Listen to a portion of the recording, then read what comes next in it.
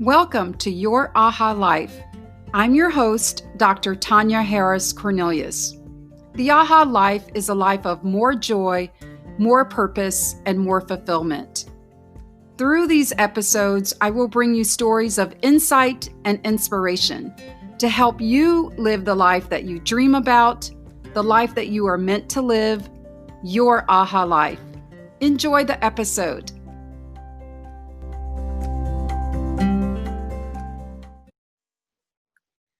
So, good morning and welcome back to Your Aha Life. I'm the host, Tonya Cornelius, and I have a wonderful guest with me, Dr. Sara Smith. I'm going to welcome Sara in just a minute, tell you a little bit about her, and then we're going to get on with an interesting topic that I think you will all love. So here goes. I'm just going to give a few bullet points, Sara, about your background, and then I'm going to ask you to fill in the dots, connect the dots for us. So Sara is a doctor of physical therapy. She's also a yoga instructor, and she's had some extensive training in the mind-body connection, which is what we're going to be talking a lot about. She's also an intuitive coach, and right before I hit record, she was giving me some intuitive guidance on something that we were talking about what I'm going through. So that was really interesting. But you are also, Sara, a mentor and coach to high achieving and caring individuals. I think that's so interesting. Certainly, as you know, your Aha Life speaks a lot to people who are high achieving, but anyone who perhaps wants more for their lives, and wants different for their lives, and also wants to make an impact. And I know that from talking with you, from visiting your website, you also speak a lot to high achieving individuals who also want to create change in the world and make an impact. So I think we're kindred spirits in that regard. So I want to welcome you, Sara. Thank you. I know we tried a couple of times to get this scheduled, but we finally got it done. We're busy women. And just for my viewers and listeners, we are recording on a weekday morning right before I go to work. So that's how our lives are. Exactly. And Sara, you I think just finished getting your kids off to school and everything. Yes. So we are busy women making it happen. So I want you to fill in the blanks, if you will, around, tell our viewers a little bit more about who Dr. Sara is. Oh, thank you. Dr. Sara, probably like every one of your listeners, is highly complex, and it depends on the moment. But yeah, I am a seeker. I'm a knower. I've always been, I think, a hidden spiritual philosopher, and that has always played into the work that I have done. Probably the other thing to mention would be pelvic floor physical therapy. So, I think we'll get into some of this today, but one of the things that I have had the privilege of seeing and working with people around the world is the connection to the pelvis, and that being a seat of authentic, pure power, but also where the mind-body connection really started making a lot of sense for me personally, but also for the individuals in which I was working with, especially women, because that has been the majority of those who come to care about their pelvic floor. Of course, everybody should. And so that it was really, really interesting to begin to see very clearly the connection and how our stress levels and urgency, overwhelm play into the manifestation in the physical body. And one of the other things that probably describes a lot about me is I'm very interested, probably like many type A controlling, recovering perfectionist individuals. I'm very interested in the path of least resistance. Mm. I'm not interested in tools just for tools. I'm not interested in homework just for homework. I'm interested in knowing the person or the group in a way to go, okay, how are we going to drive results? Whether that's, financially, whether that's with relationships or career or health or wellness, and the physical connection, how are the results going to be achieved in the easiest, quote unquote, path of least resistance? Sometimes it's working with their mind. Sometimes it is working with the body. And sometimes it is working really specifically with the soul, the spirit, that spiritual connection piece. And so I think being a sleuth of of all things mind, body, and spirit, being very interested in the research, and also walking the path myself. At a client yesterday who said, what's going on in your life? I enjoy sharing my stories because I really do believe stories are very healing. So, yeah. Well, and it makes you, it makes me and whomever relatable. That I always say, it's. I was talking to someone recently, and they said, I can't tell someone how to be an NBA superstar if I've never played basketball. And so I think, just, in all sincerity, I think walking the path that you are working with your clients around brings that authenticity and relatability, Yes. empathy and compassion to your practice. And so thank you so much for sharing that. Just in your introduction, I was sharing with you, Sara, before we got started here, that usually I read up on the subject that I am doing the podcast on, or either I've taught on it myself or coached around it myself. And this time I said, no, I really, really am so interested in this. And I believe that I am probably one of your perfect client prototypes. I just want to come into this conversation as a learner, as a student, and really learn from you today as we are having our conversation. So I will ask maybe just a lot of questions, or just intuitive questions, right, out of deep interest and admiration for your work. So the first question I had is, or intrigue is, how did you get to the pelvic floor, like the pelvis? Because we always think, mind body connection. We think more than anything, yes, our either our mind or our hearts. The last place I think people would know to think is, oh, what I'm dealing with has some connection to my pelvic floor. Or so how did you get there? Yeah, that is such a beautiful question. I was speaking with a writer about this yesterday, and she made me hysterically start laughing because after I told her, she said, "You're like the Lorax of the pelvis. You just you speak for the pelvis." So, the very short answer, to be honest, Tonya, is God. I really do fully believe that there was something larger than myself that was calling me to that particular area of the body. My grandmother was a physical therapist. Actually, at the age of around 80, we finally were able to kind of convince her to slow the practice down. But as I was just growing up and playing and working in her practice, she had a pelvic floor physical therapist who worked with her.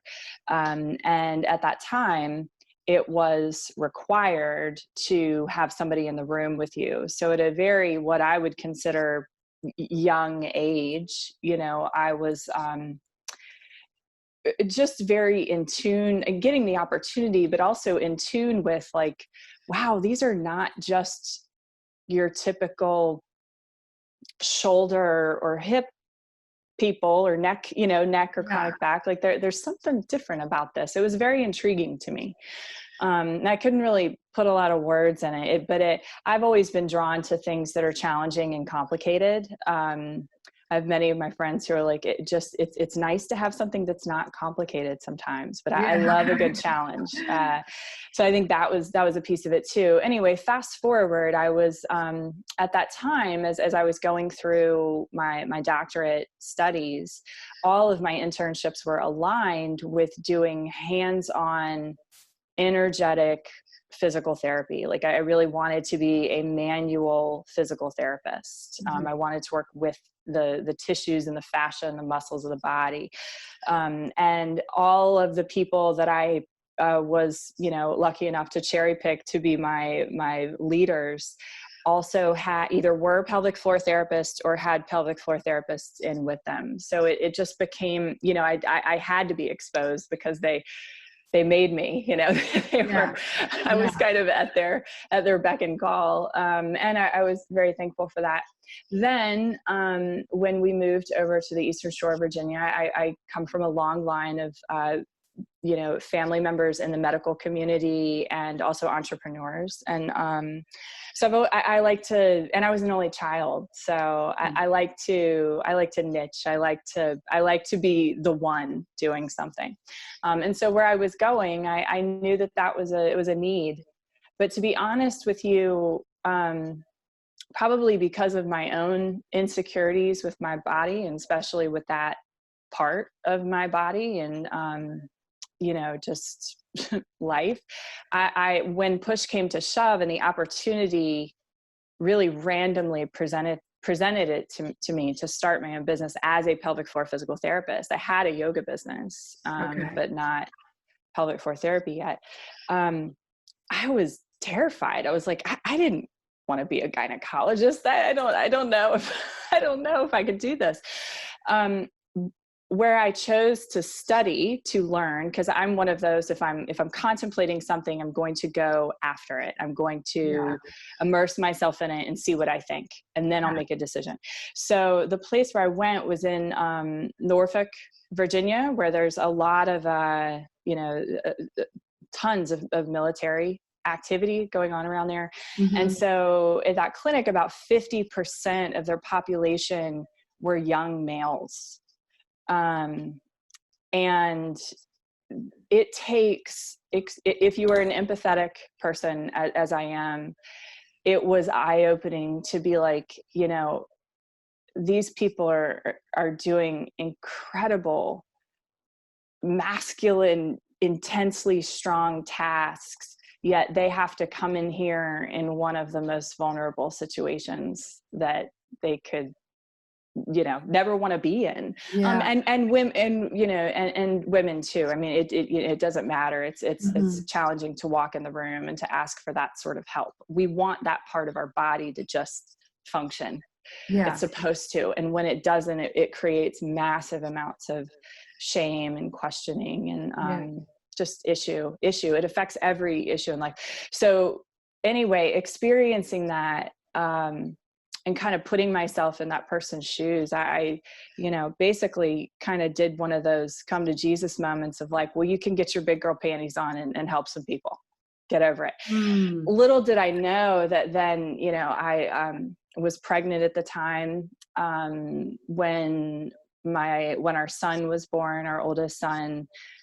We quickly realized that things were not as they were supposed to be with him. He has an ultra rare genetic mutation and severe speech apraxia. And so there was at the same time as I was learning this trade, was going through yet another very intense traumatic time in my personal life. And it was showing up in my pelvic floor. So I was always joking with my clients, they'd be come in embarrassed, and I'm like, well, don't worry about that, because that happened to me 2 days ago. Now, granted, it might not have lasted as long as yours, but I at least know where you are. I've Yeah. experienced a lot of the potentials of what can happen. Yeah.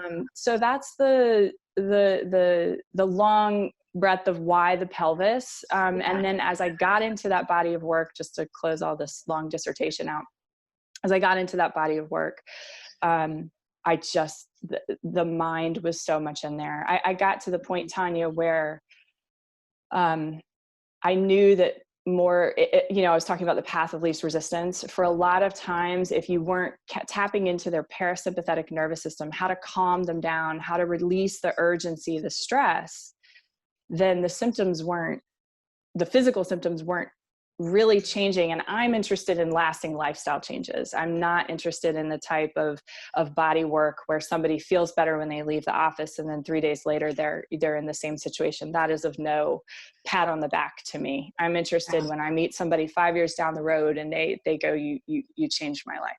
Oh, wow. That's wonderful. Yeah. Well, it's also an obsession, so I have to be careful. Yeah. Well, that's the high achiever in us. We want to make a difference. Most high achievers are driven by their passions and interest, and anything good overdone you have to just watch that. But I think the work that you're doing is so needed. And as we were talking about what to focus in on this session, and we're going to be talking a lot about, the pelvis, the pelvic floor, and how that shows up.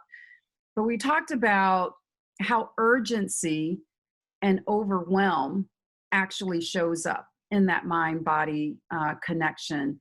So just for people who are listening and viewing this is where we're going, but who knows, we may go in different side roads and so forth, but it's all geared to that our what shows up in our bodies. We need to pay attention to that. So I wanted you to just take us down there, Sara, on you talk about the symptoms, and when we have this sense of urgency and overwhelm that are just so much going on in our lives, this busyness of our lives, what are some of the things that are happening in our body that we may or may not be paying attention to?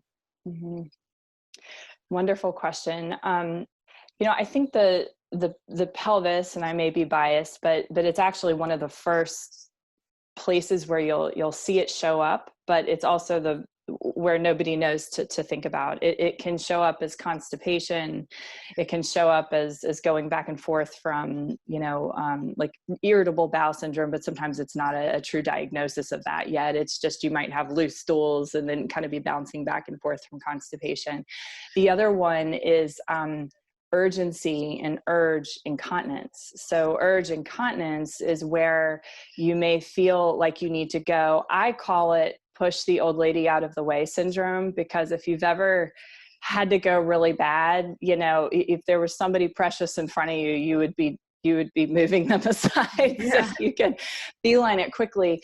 But that urgency is really one of the first, in my opinion, hallmark signs.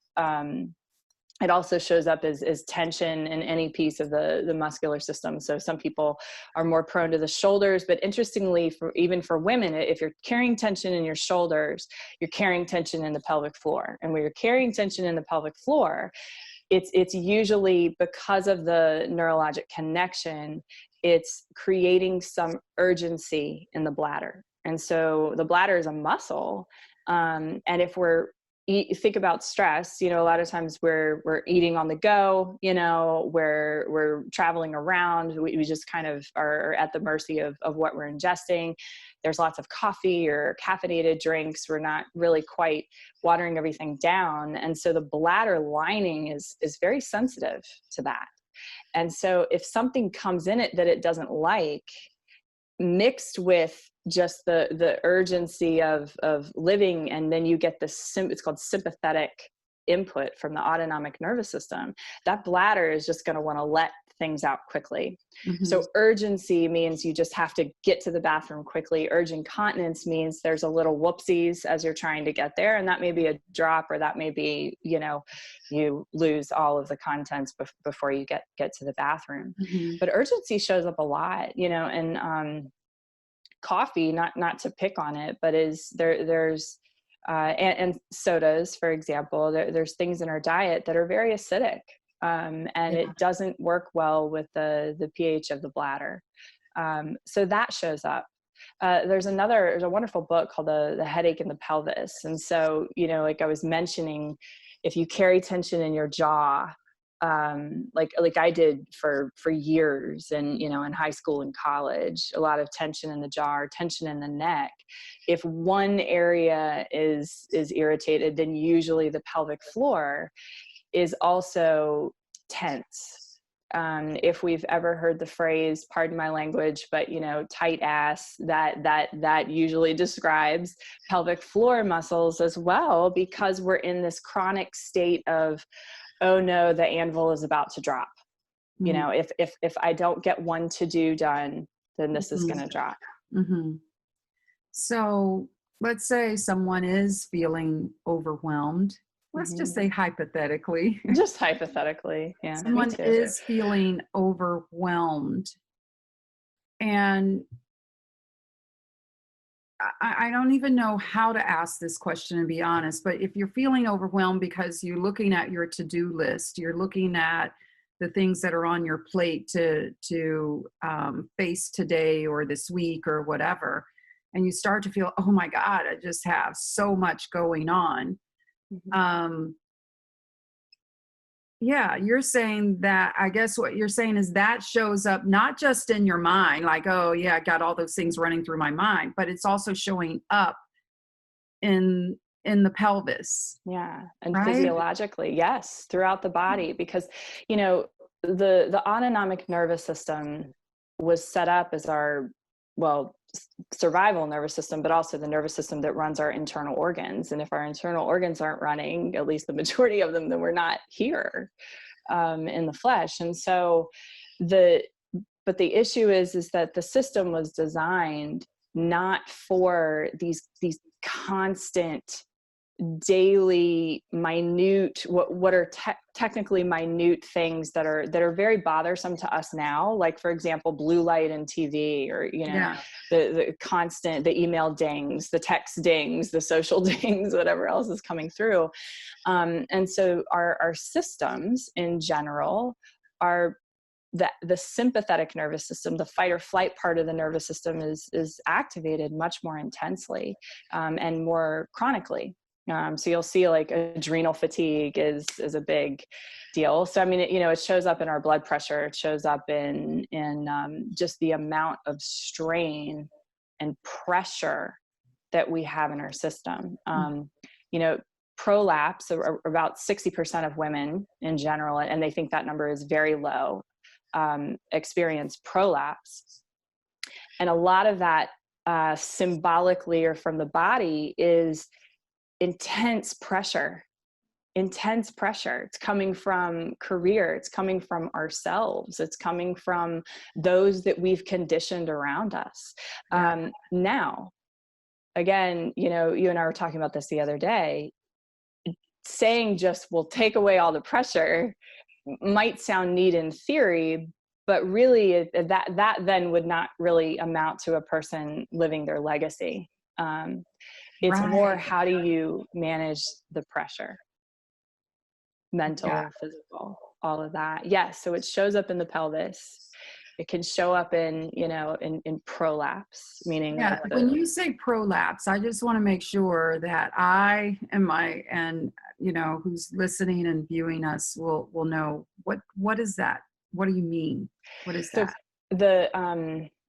I like to explain things in very, very simple terms. And the most simple terms is when you're one or more organs, meaning the being general here, the bladder, the uterus, or the rectum, or any combination, begin to move down south. So they're a little more down than they should be in their proper positions. Mm-hmm.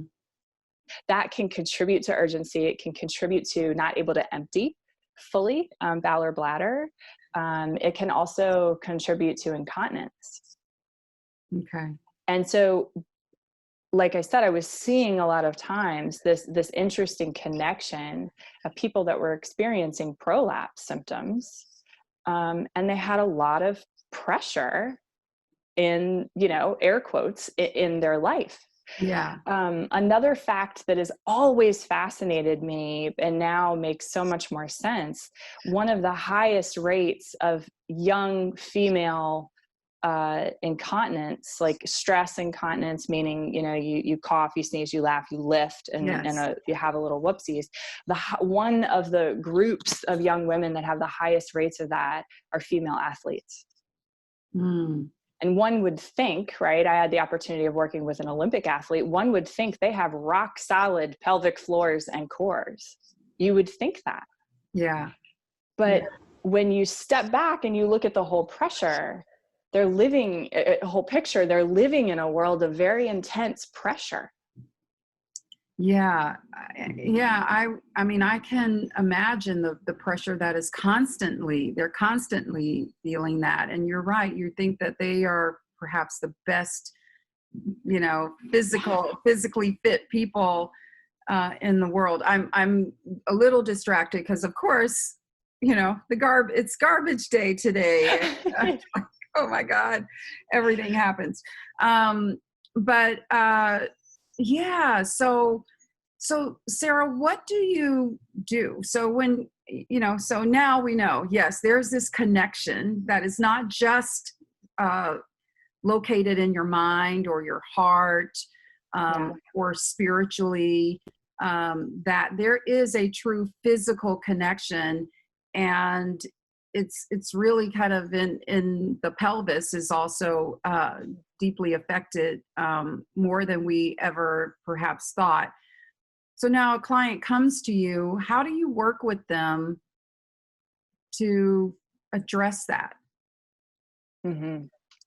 Well, I'm gonna step back for one more second, and I'm gonna say that usually the overwhelm, the to-dos, the Yes. stress and the pressure, we want to figure out where that is coming from.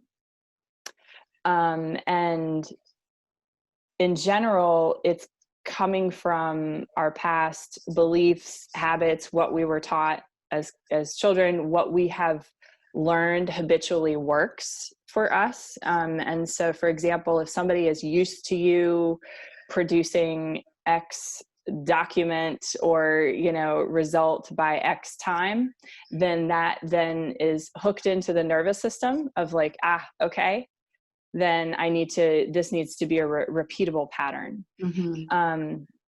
So we want to figure out if it's an internal driver, like meaning from your core, from your soul, from your higher purpose of why you're here on earth.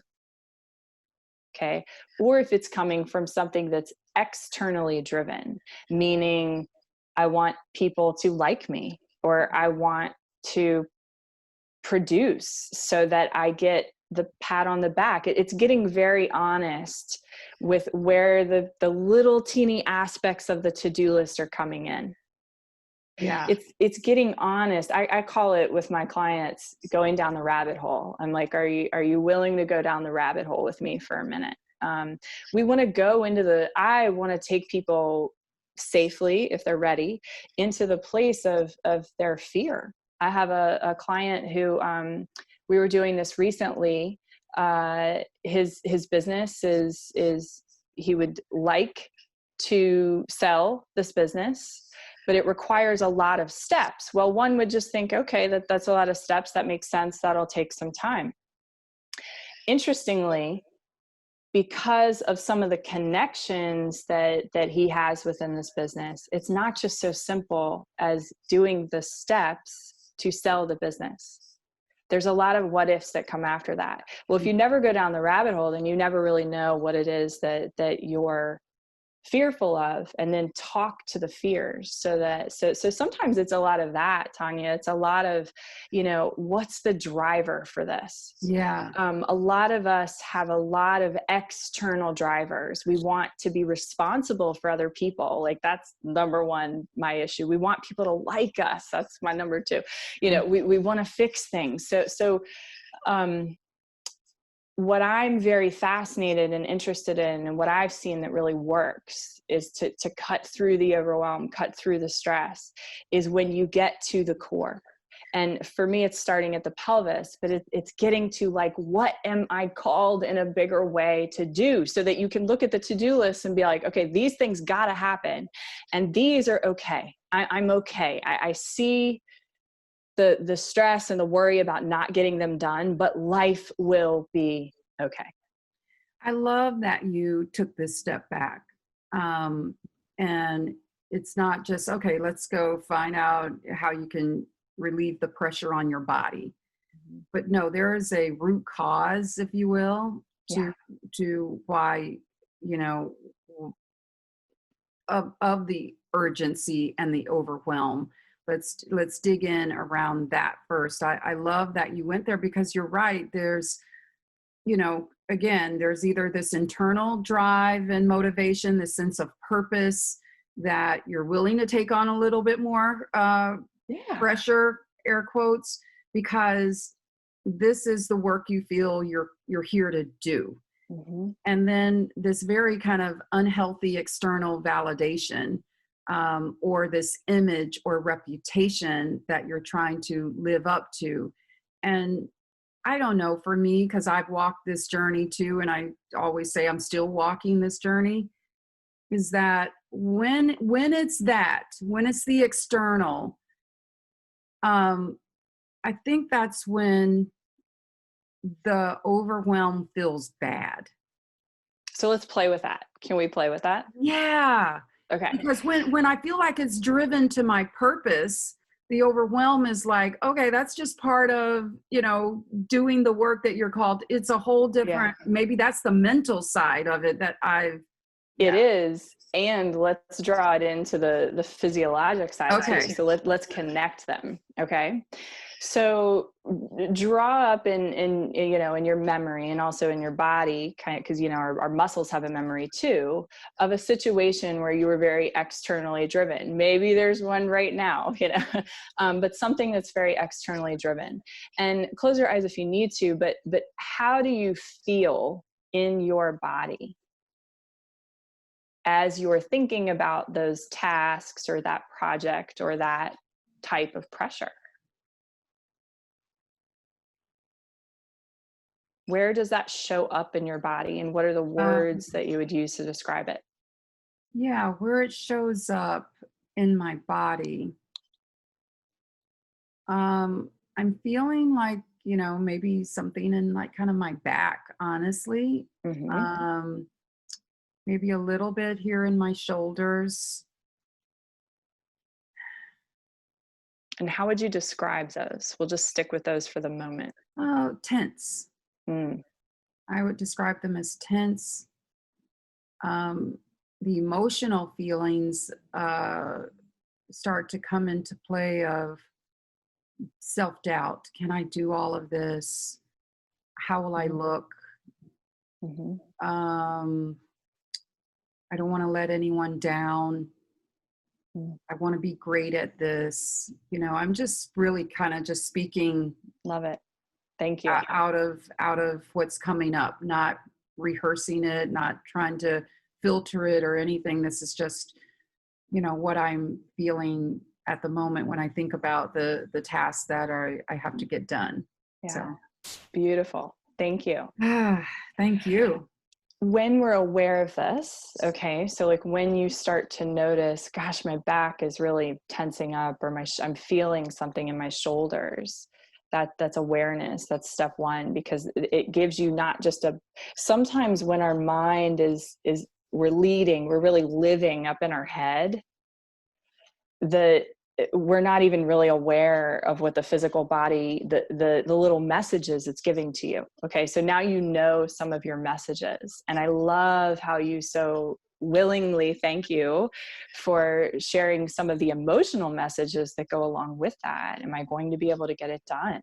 You know, is it, how is it going to turn out? What is this going to look like? Interestingly, the back of the body, in yoga, is, we'll just use that word, deals with your future self. And you know, and so it's really, really interesting, that it's showing up there, right? And then with some of the emotional things that were coming up for you. Okay, so then we'll kind of let that go, shake that out for a moment. Okay. Think about the moments, might be happening, you know, recently or right now too, where you feel as if you're pretty confident that you're in that purpose, that there might be some pressure there, but it's a different kind, where something is internally driving you. So again, if you need to, close your eyes, but where do you feel that in the body? What's showing up? What are the words you would describe to use that, those sensations? Yeah. It's showing up in the front of my body. Mm. Like I don't know if your heart is in the front, but I Yeah. feel it's almost like I'm leaning in. Um, Ooh. Mm-hmm. like I feel it, probably in my, what we call our solar plexus, the heart. Um, I don't know. That's how it feels. And I feel uh, uncertain. Mm. There's an uncertainty, but also a confidence. Like there's a unknown to I am walking by faith. And just like you said, I asked you, how did you get to, really focus in on the pelvic floor? And you said, in a short answer, God. Well, I feel that the purposeful work that I am doing, um, to help others and to help high achieving people and anyone who really want more for their life. That's the work I'm leaning into. Maybe that's the lean in. Mm-hmm. And I Yeah. feel, although I don't know what all of that will entail, I'm excited about it. I am open. I feel like it's meaningful. Amazing. Yeah. So I love these words that you're using. So when it's the external pressure, there's tension. Let's also use the word closed, right? It's kind of guarded, or like, okay, I've got to put my warrior outfit on and make sure this works or else. It's as I learned from one of my mentors, it's the push, like we're pushing, I've gotta. When you're in your purpose, I use the word expansion. I love how you use the word openness, because for me, I feel not bigger, like, egoic, but just like, wow, I can take up space, but I feel kind of fluid. And I love how you felt that in your heart of like, yes, that's part of the core, right? That's the center of the body. If we want to take it into chakra language, we absolutely can, but it's the pelvis, the gut, the heart, the throat, the mind. So that openness is so beautiful. And I think another word that comes to it is there's like energetic, right? Or feeling energy, or feeling like we can do something, versus the tension creates a fatigue. It can create an anxiety or depression, right? Anxiety is worry about the future. Depression is, upset about the past. And so when, again, so if I was going to be looking at your to-do list with you, okay, now we all know that we have tasks that we must do, but we always have a choice too. We really do have the ability to have a choice how we're approaching each of those tasks. Granted, if you're high achieving, I want you in your zone of genius. So I want you the majority of time being in that physiologic state of openness.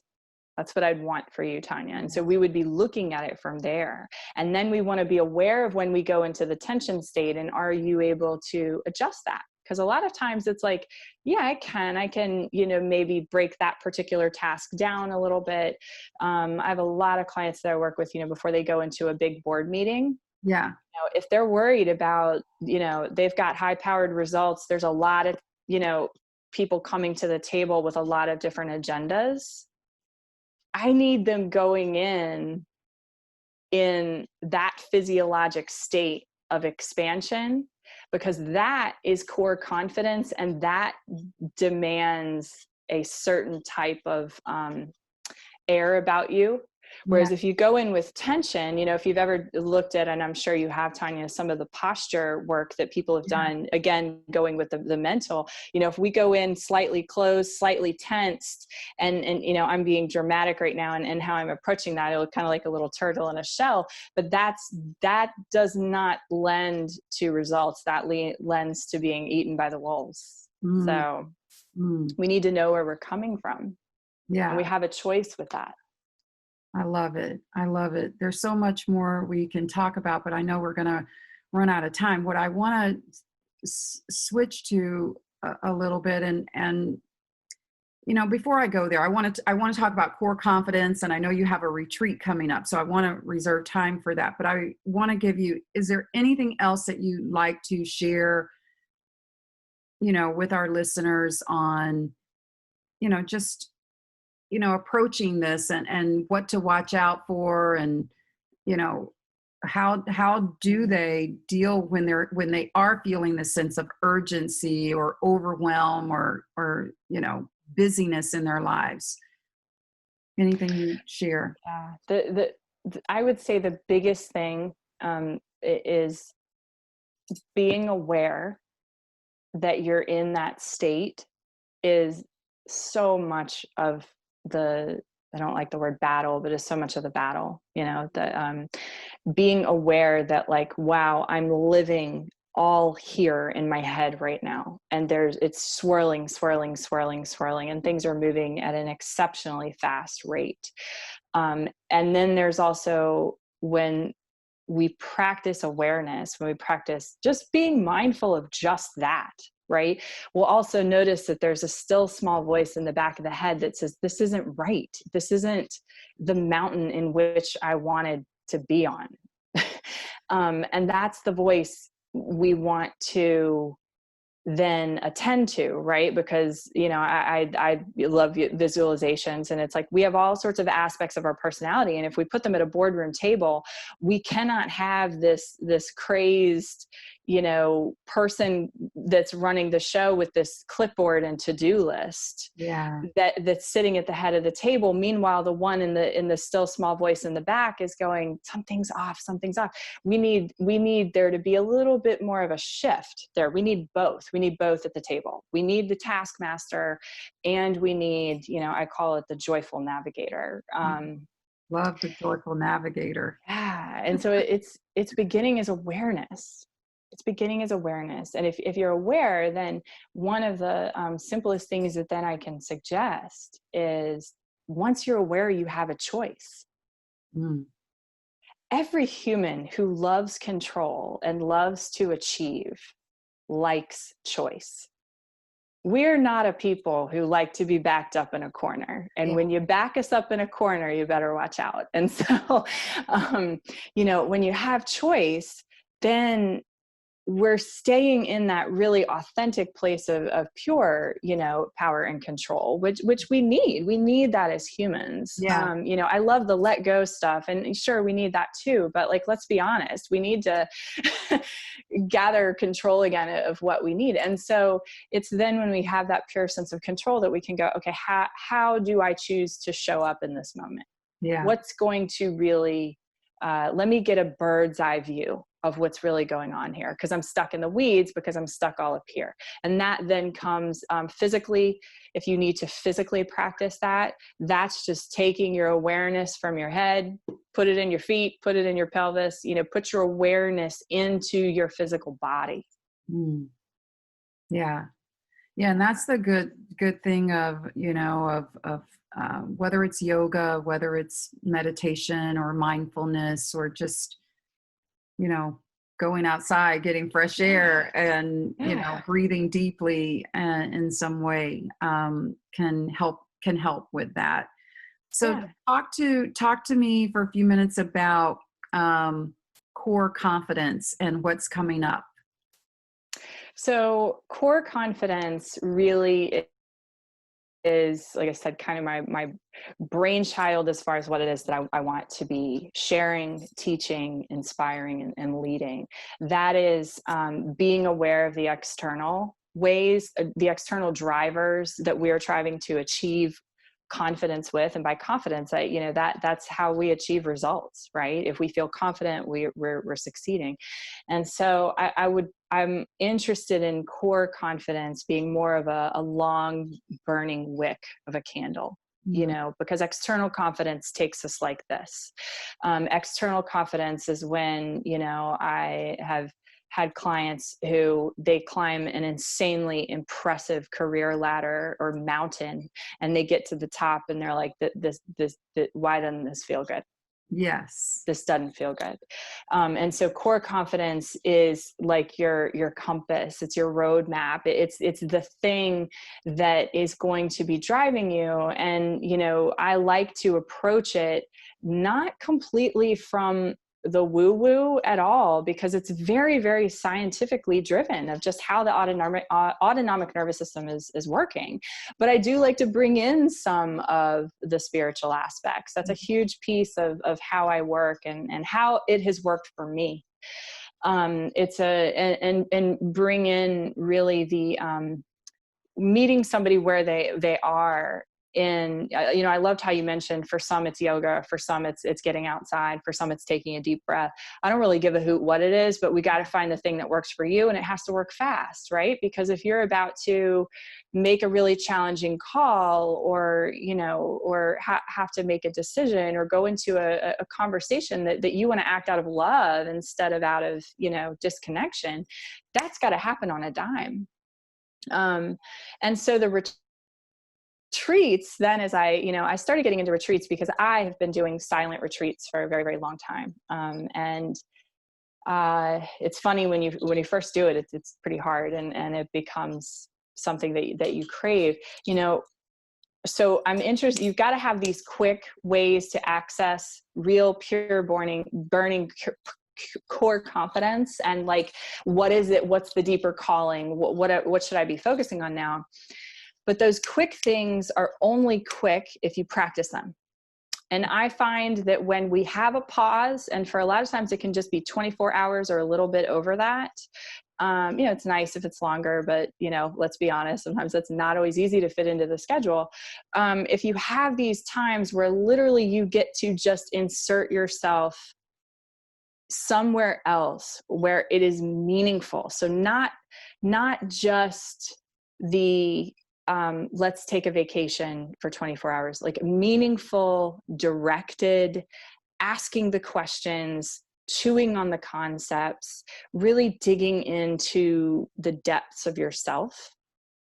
And that's what I love to do on these retreats, and like in a fun community sort of That's way. amazing. And so and then when I was doing the freestanding retreats, just to share this real quickly, people needed support afterwards. They needed continued support. I was finding that I was taking them on these big transformations.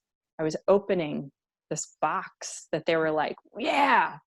And then they were like, kind of, they didn't have an anchor, they were like, well, how do I implement this? And that feels irresponsible to me. And how do I make this last? Yes. It's so often we go to these conferences or retreats even, or whatever, and we do get an awakening. Mm-hmm. And then we go back into our lives, and the same old things are there, pulling on us, and we're not sure how to sustain the things that we learned in the retreat. So yeah. And so because I really am driven by lasting results, I'm very interested in lasting lifestyle changes. I'm interested in, the individuals that I work with really living their soul purpose, living that legacy that tugs at them, that's tugged at them since they were young. I mean, this is a main driver of who they are. And so it just seemed irresponsible. And so this is my first attempt there will be many more it's called Live and Lead from the Core. And so we're going to be learning more in depth about the pelvic floor. We're going to be learning about the core. We're going to be learning the quick tools of how to access that in daily life. And then we're going to expand that into 3 months of experience of being still in community with each other, practicing this, with individual coaching with me, where we really can dig in and utilize this intuitive thing that comes up with me and do some of the group coaching. I love, one of my secret loves is meditations. Like, I take all the information that I gather and these meditations just come out. So there's meditations, there's yoga. We have an intuitive eating dietitian who's contributing. We have another woman who is a very, very well known and respected core physical therapist, but also fitness leader. And so she'll be kind of contributing too. And this particular one is September the 19th, 2020, in Richmond, Virginia, but there will be others too coming. There'll be others. Yeah. But September 19th is the first one. Hopefully we'll get the podcast out, and who knows, someone may try to squeeze in at the deadline. And I know you keep these pretty intimate so you can work very closely with the women, but yes. Yeah. And I shared with you, and I want to share this. Core, right? Live and lead from the core. Yeah, live and lead from the core. Yeah, and as opposed to the opposite, it's live and lead from the core. Yeah. And the last thing that I'll share is, this fact really, really helped me. There's some research that has come out recently over the last many years, probably seven, maybe 5 to 7 years now, that clearly describes and shows that for women, when we are in a state of stress, when we are in a state of overwhelm, when we're in a state of urgency, gathering together in a purposeful way creates healing. Because what happens is we have a whole cascade of hormone and chemical reactions that happen in the body when we go into the state of overwhelm and stress.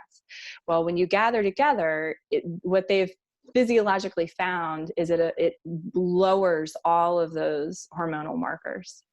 And so it is extremely powerful, and it is extremely powerful now as we're stepping into this time where, we're kind of in a forced separation. Right. I was just thinking that, like, women, you're right. When we're going through things, we seek out our girlfriends. We seek out this communal, kind of environment. And I would imagine that COVID, and the social distancing and all of that has put a little bit of a wrinkle in that. But we're finding ways now. And so yes. you're having this retreat to find ways to do it, to meet and do what needs to, what we need from our soul, but doing it safely.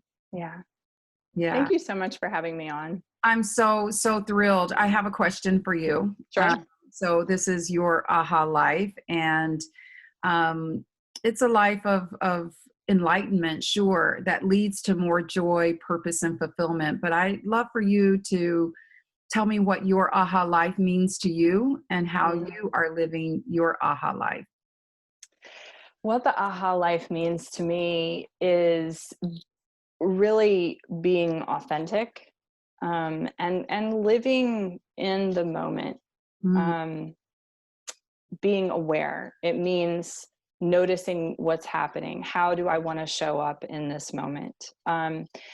It means always seeking joy, but it also very much at the exact same time for me means experiencing pain and not avoiding that, and really attending to the wave of emotions that comes in this lifetime. So it's really for me, the aha life is a both and And that would probably, that's how it's showing up a lot. It shows up in, having intense moments of overwhelm, or like, what in the world is going on, or really noticing that I'm just running around urgently and the list is long. Yes. And suddenly catching myself and not going into the what's wrong with me, but like literally just laughing and having a quick dance and attempting to pivot.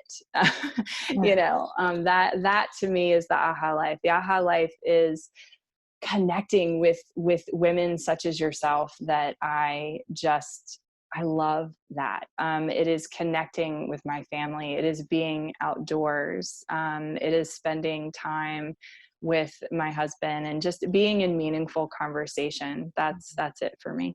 Yeah. Yeah. Beautiful. So I'm glad that we are connected.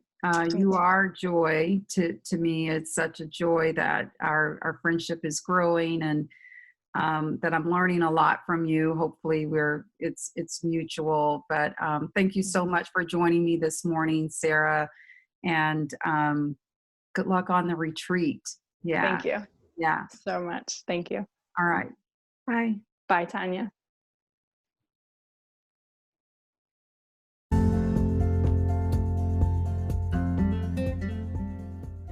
Thank you for watching. I'm Dr. Tonya Harris Cornelius. Come back again in another couple of weeks for a brand new episode. Hit the subscribe button, and I'll see you soon.